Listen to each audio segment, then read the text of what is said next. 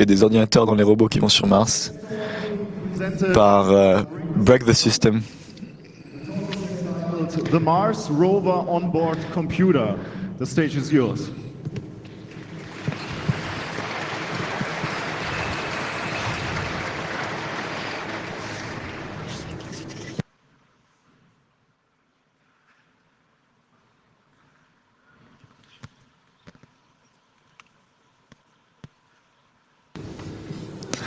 Ça va te servir avec vous.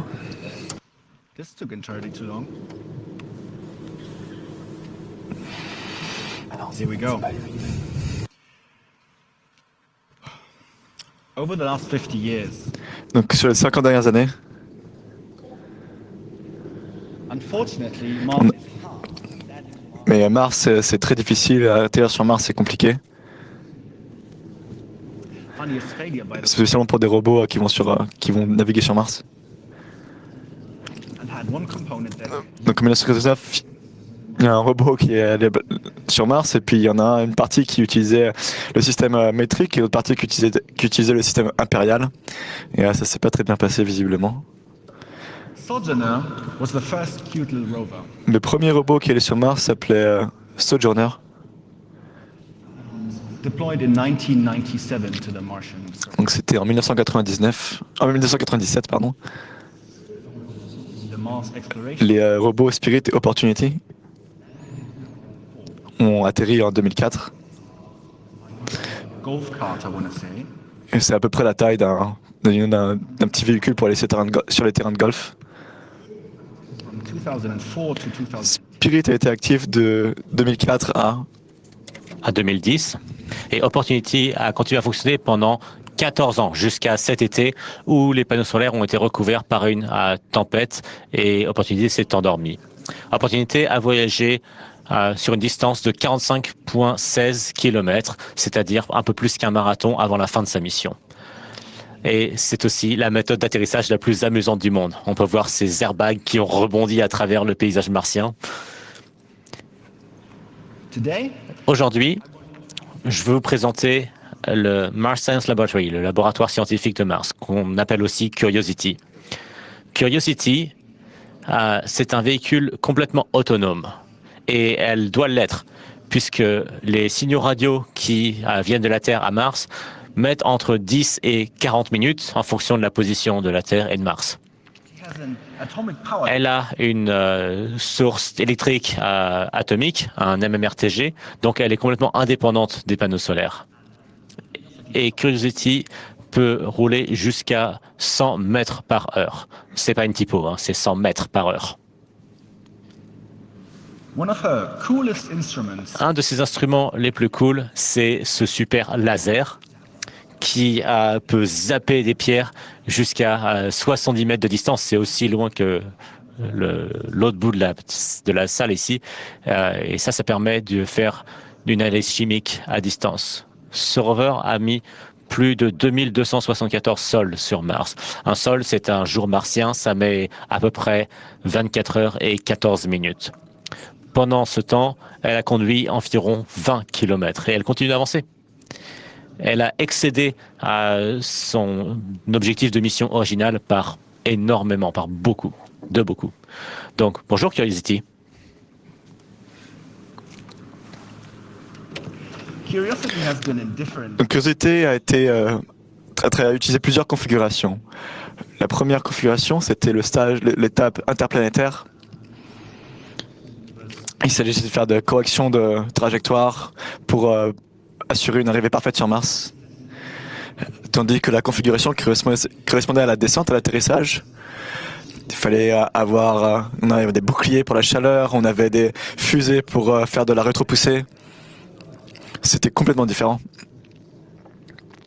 Et on ne va pas en parler vraiment aujourd'hui. Et enfin, la configuration en tant que véhicule terrestre martien. Et c'était dans cette configuration-là, il y a juste un seul ordinateur qui contrôle tout. Et on va regarder ça de très proche aujourd'hui. Bonjour, mon nom est Daniel. Je suis un développeur, programmeur. J'adore l'espace.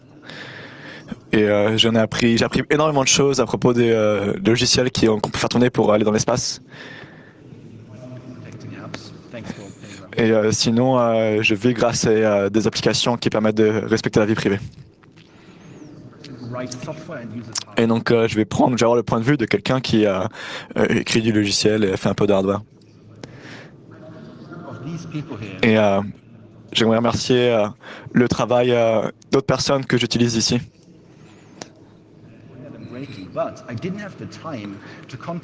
J'ai malheureusement pas eu le temps de les contacter. Et si jamais vous trouvez la moindre erreur dans ma présentation, c'est pas de leur faute. Ok, parlons du matériel, de la configuration matérielle de Curiosity. Ok, on a le BAE RAD 750 créé par BAE Systems. C'est un processeur qui tourne à 200 MHz et qui est très utilisé dans l'espace. Sur Curiosity, il est seulement fréquencé à 133 MHz. Voici le processeur et sa carte mère.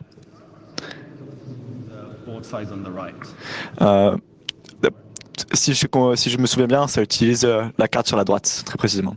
On a 256 kilooctets de mémoire morte et 256 mégaoctets de mémoire vive et 2 gigaoctets de stockage flash.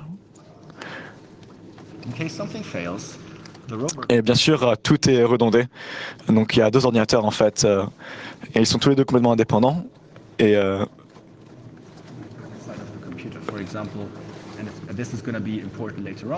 il y a quelques composants qui sont uniquement sur un des côtés, un des ordinateurs, par exemple les caméras de navigation. Alors, bien sûr, tout ce matériel est très renforcé contre les radiations, il faut des boucliers.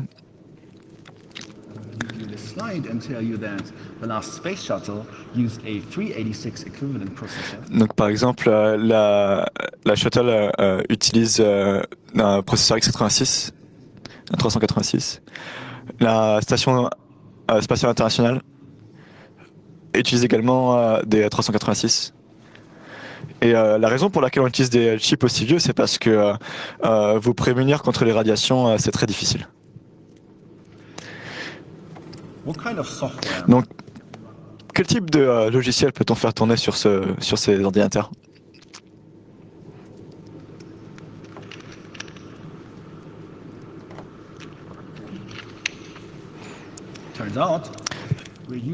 En fait, on utilise VxWorks 7 et c'est un système d'exploitation temps réel. Vous le trouverez dans différents véhicules spatiaux de la NASA, mais également dans différents robots industriels ou même dans des imprimantes Toshiba. Et oui, avant que vous posiez la question, oui, ça peut faire tourner Java.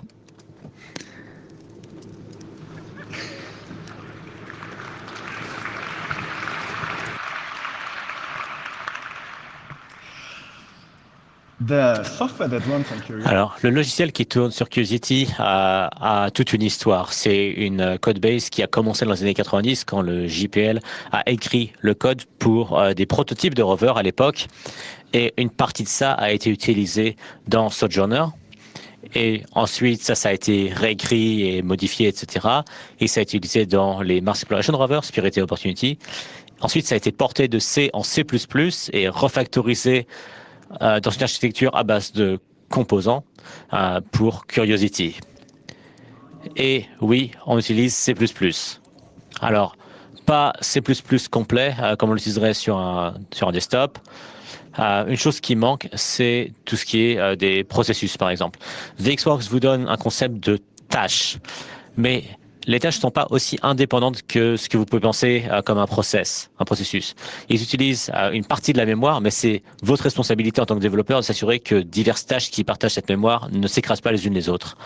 On a aussi on n'a pas non plus d'exception, on n'a pas de template, on n'a pas d'IOStream, pas d'héritage multiple, et le seul surcharge d'opérateurs qui est autorisé, c'est sur new et delete, qui sont utilisés pour allouer et désallouer des objets. Et eux sont surchargés par des allocateurs de mémoire écrits par le JPL pour VxWorks. Donc ça, c'est du logiciel assez cool quand même, parce que ça garantit que l'accès à ces pools de mémoire définis va marcher comme prévu, et il y a même un comportement prévu si on fait des accès hors de la mémoire. Ça supporte plusieurs pools de mémoire dans des zones différentes de la mémoire. Ça permet de séparer vos processus, vos tâches. Ça fournit des diagnostics. Il y a même un panneau d'affichage qui permet de montrer toutes les allocations et désallocations. Et on peut même afficher une carte de la RAM sur demande. Le rover peut même télécharger une carte de cette RAM si besoin. Ces allocateurs sont aussi utilisés pour le développement sur les machines Unix de JPL, ce qui est très utile. Et il n'y a pas de garbage collection parce que ça serait beaucoup trop coûteux. À la place, il faut faire très attention de ne pas avoir de fuite de mémoire. Et ça, c'est généralement quelque chose qu'on vérifie avec des tests unitaires.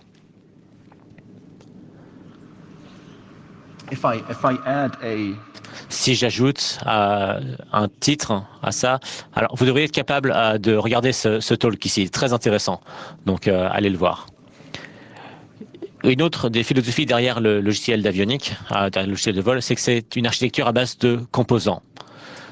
Les fonctions sont groupées sous forme de composants, et un composant expose une interface et identifie les interfaces dont il a besoin pour fonctionner.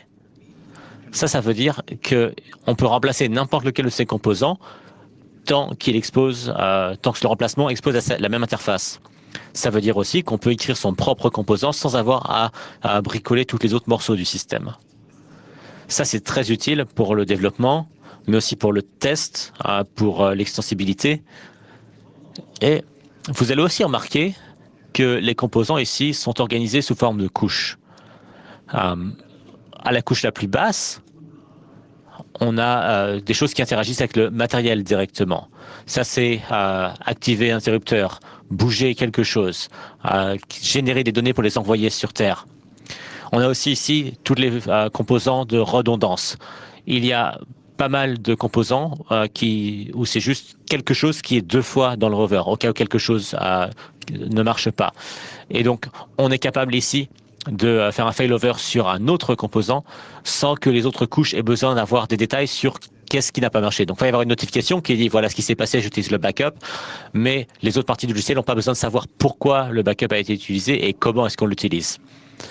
Au-dessus, on a des composants qui coordonnent ces fonctionnalités atomiques pour en faire des actions. Et enfin, au-dessus, on a des composants qui sont capables de regrouper ces actions sous forme d'activités, comme par exemple atterrir sur la surface ou prendre un échantillon de surface et l'analyser.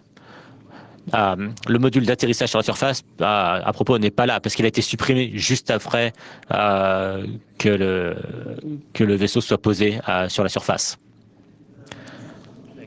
La partie la plus complexe, le module le plus compliqué de tout ça, c'est le module de navigation de surface qui a été utilisé plus ou moins sous une forme différente sur Spirit et Opportunity. Sur Mars Explorer Rover, c'était environ 21% de la codebase. Sur Opportunity, c'est à peu près 10% uniquement pour ce module de navigation en surface. Tout ce qui va être trouver le chemin et se déplacer, ce genre de choses. Il y a plus d'une centaine de modules au niveau source et chacun de ces modules a une équipe dédiée qui s'en occupe. Une autre philosophie importante, c'est la protection contre les erreurs. Les modules de mobilité ou de science ne devraient pas avoir à se soucier, par exemple, de la sûreté du vaisseau. À la place, l'infrastructure fournit une plateforme pour faire les mouvements et pour la science. Et ça doit garder le système hors de ce qu'on appelle le safe mode. Les actions qui ne sont pas safe ne devraient pas être possibles. Quelque chose qui ne se passe pas comme prévu devrait être détecté et corrigé dans les couches les plus basses possibles. Enfin, on a beaucoup de tests. On a des tests unitaires, on a de l'analyse statique, et on a de la validation et de la vérification dans lesquelles on exécute le code sur divers environnements de test, comme par exemple cette réplique exacte de Curiosity au sol. Et enfin, on a des tests en vol. Une fois que le logiciel est uploadé, les comportements vont être testés et vérifiés pendant la mission sur Mars. So this is really cool. Donc ça, c'est vraiment cool. Le logiciel de vol de Curiosity peut être mis à jour à distance depuis la Terre. Donc les ingénieurs au sol peuvent modifier ce logiciel et introduire de nouvelles fonctions et de nouveaux comportements ou modifier le code d'atterrissage. Et le module de mobilité, à propos, qui permet au vaisseau de bouger et de conduire, il a été développé alors que le vaisseau était déjà en vol vers Mars. Il n'était même pas sur le vaisseau quand le vaisseau a été lancé. Il a été téléchargé une fois que le rover était déjà au sol. C'est un peu comme une console que vous avez pour Noël, vous la déballez, vous la branchez, et là, ensuite, vous devez installer le logiciel, et ça prend parfois un peu de temps. Dans le cas de Curiosity, une semaine. How does the software update? Donc, comment le mécanisme de mise à jour du logiciel fonctionne? Tout d'abord, il faut l'envoyer. Il faut l'envoyer dans la RAM du rover. It can reboot. And Ok, et si on a des erreurs, peut-être qu'il va reboot et il va charger de l'ancienne version de son storage flash. Une fois qu'on a le nouveau logiciel, on va exécuter toute une série de tests pour vérifier que tout fonctionne bien. boot it from. On va le booter depuis la flash, après une autre série de tests. On a la moitié de l'ordinateur qui est mise à jour. Ensuite, on répète le processus de l'autre côté, sur l'autre ordinateur. In case we need to fail over to a backup. Parce que, bien sûr, on veut que les deux ordinateurs soient prêts, au cas où on ait besoin de basculer de l'un à l'autre. Les journées du rover commencent environ à 9h du matin sur le temps de Mars, quand elle se réveille de sa fonctionnalité de rêve. Click on the heating system and prepare everything. Donc, pour se réveiller, il y a des FPGA qui préparent différents systèmes de chauffage pour que l'ordinateur puisse fonctionner correctement. Drives, she collects data. Donc, au fur et à mesure de la journée, le rover va se conduire, va se déplacer, faire des expériences. The day ends shortly before sundown. Et donc, à la fin de l'après-midi, quand un des satellites passe, la journée se finit un peu pour le robot et on va de nouveau renvoyer toutes les données collectées vers la Terre. Curiosity a un tas d'antennes et pourrait parler à la Terre directement, mais ce serait à une vitesse très lente, comme les vieux modems qu'on avait avant la DSL. 62 megabytes per day. Alors qu'en passant par satellite, on peut on peut aller beaucoup plus vite. Environ 62 mégaoctets de données par jour. Et ensuite, elle va se coucher. Et le MRTG 110 watts of energy. et produit à peu près 10 watts d'énergie. 110 watts d'énergie. Opportunity a besoin d'environ 75 watts quand elle est en sommeil et environ 110 watts quand elle est réveillée et après 105 watts quand elle conduit. Donc elle passe l'essentiel de son temps endormie pour recharger ses batteries et elle n'est réveillée qu'environ 6 heures par jour. Elle a de la chance. Next, I want to talk. Alors maintenant, je voudrais parler de comment la conduite fonctionne. Rover drivers Les opérateurs du rover, les conducteurs du rover, utilisent un système qui s'appelle RSVP, le Rover Sequencing and Visualization Program, qui permet de planifier des trajectoires. Ça a été modifié et utilisé depuis pas mal d'années. Ça a été utilisé même dans des missions avant. dans d'autres missions avant. Dans RSVP, les données sur le terrain que Curiosity envoie sont reconstruites en 3D et les opérateurs humains du rover peuvent se déplacer autour, faire des simulations locales d'activités, comme par exemple vérifier est-ce que ça a du sens de faire ça dans tel ou tel contexte, et ensuite peuvent envoyer des ordres au rover. Ces ordres pourraient être par exemple navigation aveugle. Ça, c'est le mode de conduite le plus simple, la navigation aveugle. On met le rover dans une direction donnée et on avance pendant 10 mètres, à l'aveugle, comme ça.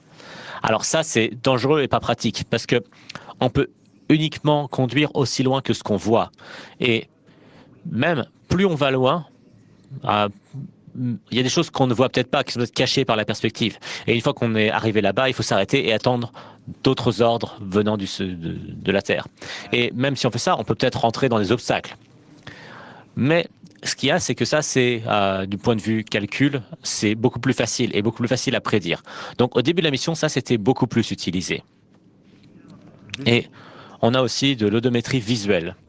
L'odométrie, c'est de savoir à quelle distance vous vous trouvez, quelle distance vous avez parcouru, par exemple en comptant les tours de roue ou d'autres choses.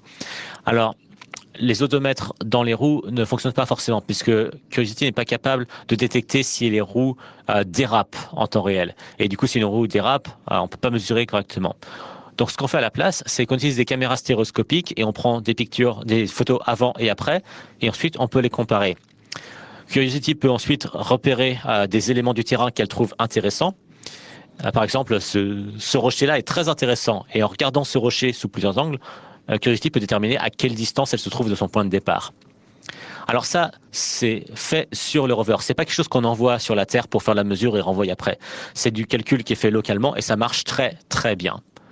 Et ensuite, on a Autonav. Dans ce cas-là, les opérateurs du rover mettent une cible, une destination, et le rover essaye de trouver un moyen d'atteindre cette cible de façon complètement autonome en évitant des zones interdites, ici en rouge, qui ont été désignées par les contrôleurs au sol. Curiosity a des caméras stéréoscopiques et prend des photos avec. Les éléments qu'on peut voir dans les paires d'images sont corrélés et triangulés pour déterminer leur distance. Les informations de distance sont vérifiées pour s'assurer qu'elles sont correctes. Par exemple, si une zone n'est pas claire ou s'il y a des pixels qui ne sont que sur une seule image ou s'il y a des éléments qui font partie du rover, ces parties-là seront ignorées. En utilisant ces images stéréoscopiques, Curiosity peut ensuite générer un modèle géométrique de terrain qui l'entoure et peut le résumer sous forme de cellules dans une grille qui représente le terrain. Elle peut ensuite assigner un poids à chacune de ces cellules en fonction de à quel point elles sont faciles à traverser et à quel point elle préférerait conduire à cet endroit-là. On prend en compte par exemple des pentes, la qualité du terrain, si le terrain est incliné dans le mauvais angle, ou s'il y a des objets qui pourraient par exemple les rafler ou rentrer en collision avec des éléments. Donc, une fois qu'elle a fait ça, elle va prévoir des trajectoires qui vont éviter ces zones indésirables et rester à distance. Ces fonctions de calcul sont utilisées à chaque étape de la navigation. Donc, elle va ensuite générer un certain nombre de chemins sur la carte, évaluer pour chacun de ces chemins, est-ce que ça c'est un chemin qui est sûr, est-ce que ça m'approchait de ma destination, et ensuite choisir le chemin le plus sûr qui la rapproche de son but. Conduire une petite distance en partant de son point de départ et ensuite réexécuter à nouveau cet algorithme jusqu'à ce que soit il n'y ait plus de chemin sûr qui reste ou alors elle arrive à sa destination où on lui demande de s'arrêter. Pour trouver sa destination, Curiosity utilise une variante de l'algorithme A-star qui permet de trouver des parties du chemin entre les mises à jour de la carte. Ce qui est intéressant, c'est que cet algorithme est beaucoup plus rapide qu'un algorithme A-star et que du coup, il est plus efficace sur le rover. Alors, Autonav est toujours trop lent à utiliser en permanence, mais maintenant que la mission avance, on utilise de plus en plus la conduite autonome parce que la NASA a appris à faire confiance à Autonav et aussi on a amélioré le logiciel en continu. Voilà Curiosity qui regarde à ses premières traces. Et là, on peut voir qu'elle a surpris les ingénieurs parce qu'elle a évité un tout petit caillou qui était ici. Donc, elle allait tout droit. Ensuite, il y avait ce tout petit caillou. Elle a dit « Ouh là là, là, ça c'est dangereux ». Et elle a fait un écart pour l'éviter. Et vous avez vu cette image avant. Ça, c'est exactement cette conduite qui a été rejouée plus vite dans RSVP. Et là, on peut même voir la tête qui bouge et les autres caméras qui prennent des photos. Alors, elles ne bougent pas.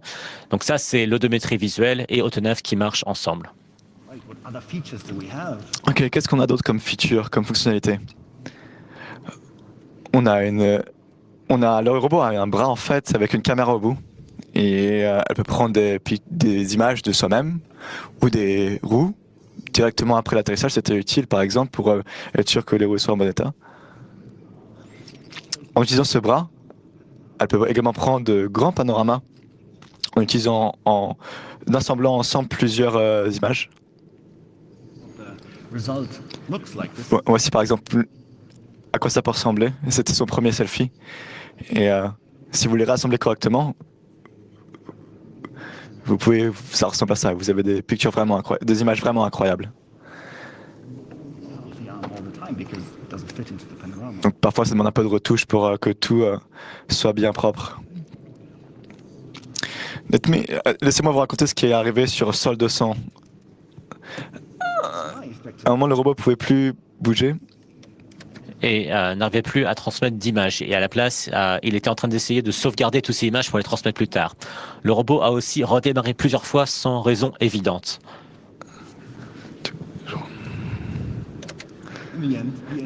Et à la fin, l'équipe d'ingénieurs a décidé de changer d'ordinateur et de passer sur l'ordinateur de backup. Et d'essayer de faire un rapport des dégâts. Et apparemment, il y avait un problème avec la flash.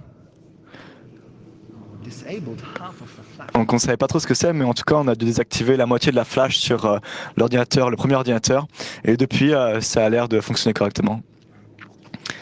Mais on utilise maintenant principalement l'ordinateur B. Et en fait tout ça c'est beaucoup plus de travail que ce qu'on peut imaginer, parce qu'il y a plusieurs caméras, en particulier pour la navigation, et elles sont directement connectées à chacune des cartes, chacune des ordinateurs. Donc passer de la partie A, l'ordinateur A à l'ordinateur B, va vous donner en fait une vision complètement différente du terrain.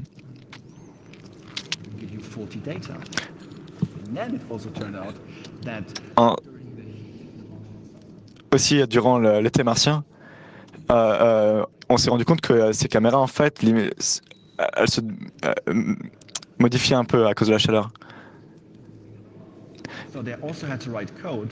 Et avec les images stéréoscopiques, il a fallu écrire du code pour être capable de calculer cette déformation en fait de la structure du rover et ce déplacement des caméras qui fait que la vision est différente quand il fait chaud. Ensuite, Curiosity a célébré son premier anniversaire. Donc voilà SAM, ça c'est un instrument qui a une sorte de filtre très précisément contrôlé et qui permet d'avoir des vibrations extrêmement précises. Et après son premier anniversaire, il était programmé pour jouer cette vibration.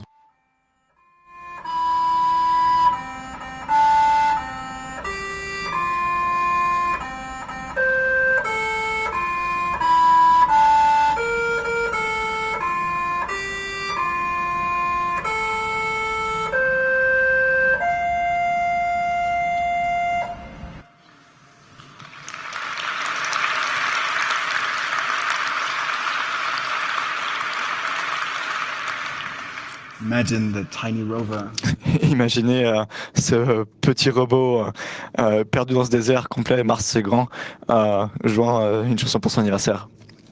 Ceci est arrivé qu'une fois. Parfois, il y a des rumeurs qui circulent sur Internet qui disent que ça se produit tous les ans, mais non, on a fait ça qu'une seule fois. C'était il y a à peu près 5 ans a priori.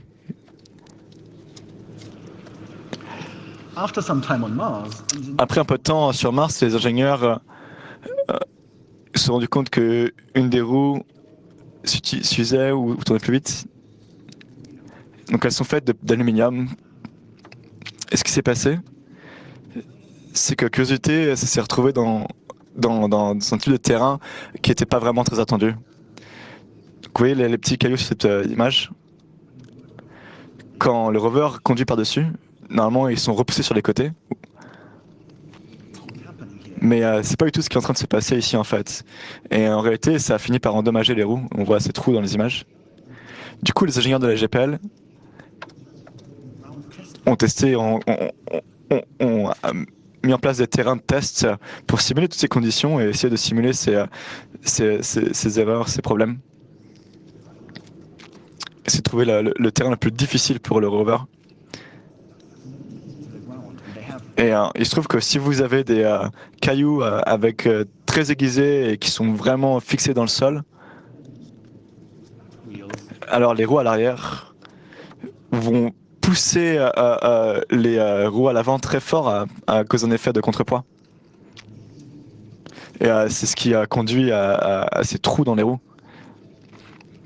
Alors du coup, on a changé le logiciel de navigation pour éviter ce problème où on essaie de repousser les cailloux vers le côté.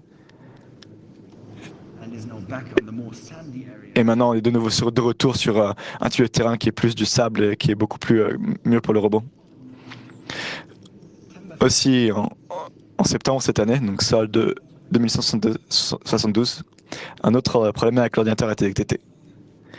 Donc, Curiosity était parfaite santé, mais elle ne pouvait plus accéder à certaines parties de sa mémoire. Et c'est de la mémoire qui est utilisée pour uploader des données. Alors ça, c'est vraiment un problème, mais au moins, c'est pas un problème qui met en danger le rover. Vous avez vu, par exemple, qu'il n'a pas redémarré ici. Donc pour le moment, le rover a été repassé sur l'ordinateur A et se contente de faire juste de la science, pendant que les ingénieurs en arrière-plan essayent de comprendre le problème. Et vous vous souvenez que le côté A est complètement surutilisé tant qu'il n'utilise pas cette partie de la flash qui a été désactivée. Alors, qu'est-ce qu'il y a dans le futur pour Curiosity ? La mission principale de Curiosity était de 2012 à 2014. Et en 2018, elle allait encore très bien, ce qui est super cool.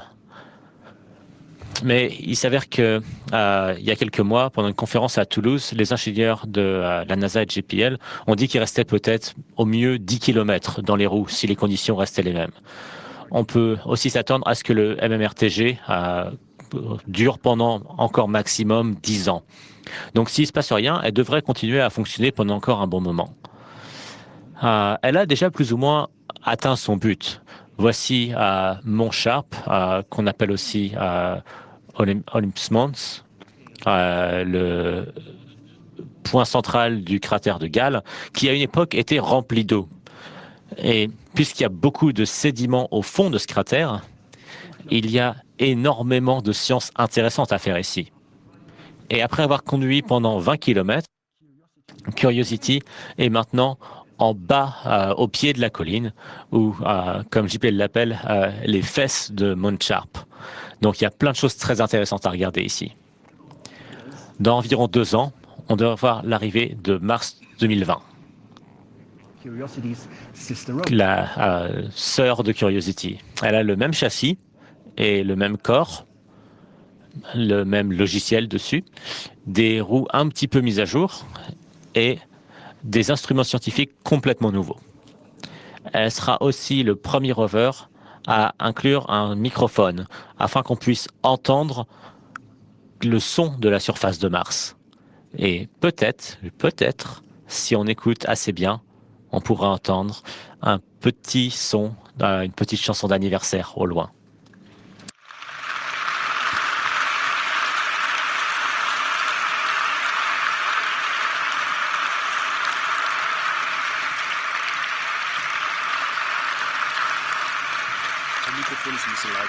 Okay. I have tears in my eyes, actually. J'en ai des larmes aux yeux. Ok, on a un peu de temps pour les questions. Si vous êtes dans la salle, vous pouvez utiliser les microphones. Si vous écoutez cette traduction en direct, vous pouvez aller sur le serveur essai HackHint et poser vos questions sur le canal 35C3 All A. Et commençons par la première question. On commence avec le microphone numéro 2. Merci pour votre talk. 2 petites questions.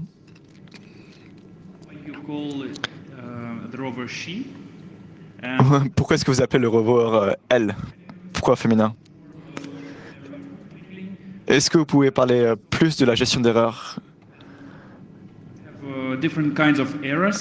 Est-ce qu'il y a plusieurs types d'erreurs dans le logiciel définis qui sont traitées de manière différente? Alors, bonne question. Donc, la première question, pourquoi est-ce qu'on dit elle pour le robot? Et il s'avère que c'est ce que font le JPL et la NASA. Tous leurs rovers sont appelés avec des pronoms féminins. Donc, j'ai juste suivi cette habitude parce que ça semblait bien.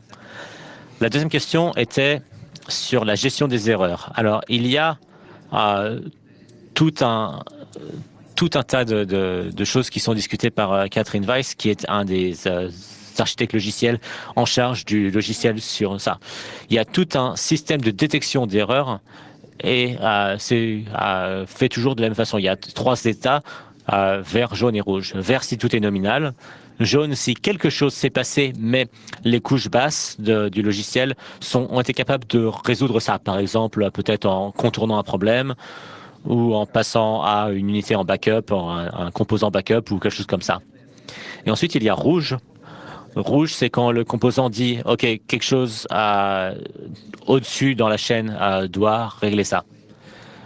Donc, de cette façon, les erreurs peuvent être remontées à des niveaux plus élevés. On a plein de questions, on a plus que ce qu'on pourra répondre, donc microphone numéro 5. Merci pour votre talk. Comment est-ce que la reconnaissance d'image fonctionne pour la recherche de chemin? Est-ce que ça compare les images? Il y a 2 types de détecteurs, de sensors. Alors, c'est juste des images en spectre visible. Il n'y a pas de LiDAR. Je cherche un slide de backup là parce que j'ai des infos là-dessus que je peux vous montrer. Je trouverai ça plus tard, mais en gros, c'est juste de la reconnaissance d'image. Il y a un algorithme là-dedans qui s'appelle Rockster qui peut reconnaître des cailloux dans le sol, comme ceux qu'on voit ici par exemple, en regardant leurs contours. Et puisqu'on a des images stéréoscopiques, on peut aussi calculer une carte en 3D du terrain. Numéro 4, s'il vous plaît. Donc j'ai entendu que certains composants sont contrôlés par des... Je n'ai pas compris, le robot... par la synchronisation du robot. Alors, c'est peut-être vrai. Je dois être honnête, je n'ai pas entendu ce terme Robot Operating System. Donc, on atteint les limites de mes connaissances, apparemment. Donc, quand le système de navigation automatique a été conçu, j'imagine que c'était en 2005, en ces eaux-là. Aujourd'hui, on commence à avoir des voitures sans pilote, conçues juste avec des caméras. Quel chemin la NASA est en train de prendre en ce qui concerne la navigation sans pilote? Est-ce que ça va être différent de ce qu'on fait dans l'industrie aujourd'hui? Alors, moi, je ne travaille pas avec la NASA. Si vous voulez m'embaucher, je suis là. Hein. Mais je ne travaille pas pour la NASA, donc je ne peux pas parler pour eux. Mais moi, ce que je pense, c'est que c'est 2 scénarios très différents. Les voitures autonomes, elles doivent utiliser toutes sortes de systèmes de détection qui sont spécifiques aux routes, alors que le rover, lui, doit naviguer sur un terrain rocheux. Donc, je peux imaginer que, puisqu'il y a beaucoup de recherche qui se fait, et que cette recherche est publique, sûrement que la NASA va pouvoir prendre les meilleures parties de cette recherche et les intégrer. C'est des gens qui sont très intelligents, bien sûr. Ok, une autre question. Est-ce qu'il y a une raison spécifique pour laquelle il n'y a pas de détecteur LiDAR ou ce genre de technologie pour faire des images en 3D et les faire plus facilement? Alors, je ne connais pas la raison. C'est peut-être parce que ce design-là, c'est quelque chose qui date du début des années 2000. Donc peut-être qu'à l'époque, le LiDAR, c'était pas suffisant, je ne sais pas.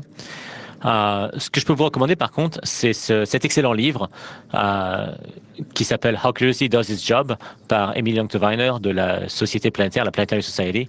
Et ça devrait répondre à votre question, je pense. Mais je ne sais pas. Numéro 1. Est-ce qu'il y a qu'est-ce qui est à propos de la sécurité? Est-ce qu'il y a des mises à jour? Est-ce qu'il y a de la crypto?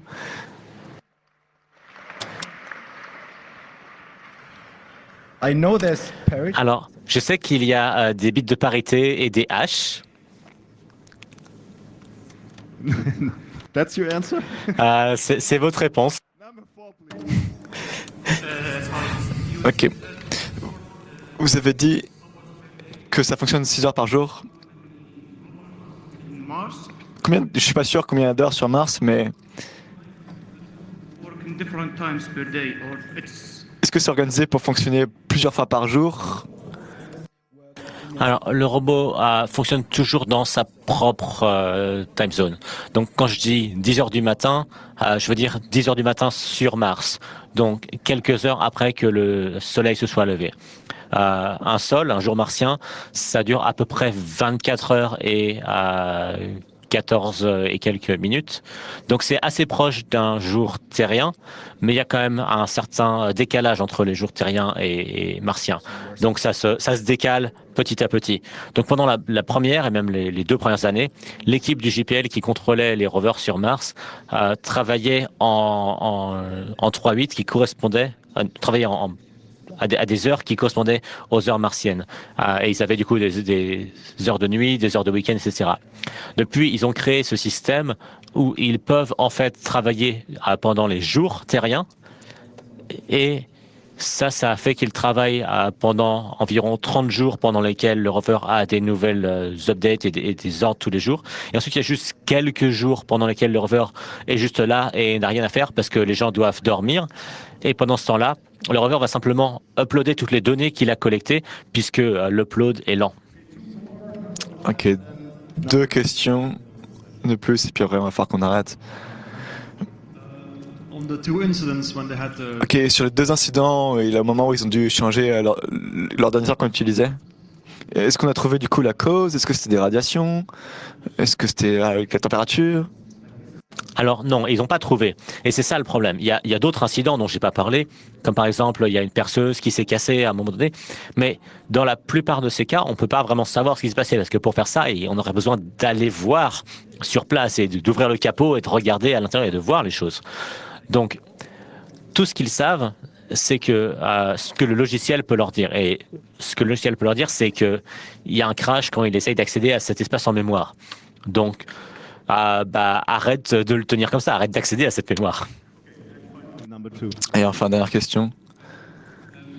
two computers named Donc, c'est 2 ordinateurs nommés A et B. Est-ce que c'est le même design ou différent?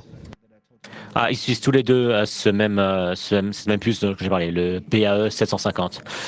Je serai au bar juste à l'extérieur d'ici, l'Overflow Bar. Donc si vous avez des questions, vous pouvez venir me trouver là-bas. Et avec ça, merci beaucoup.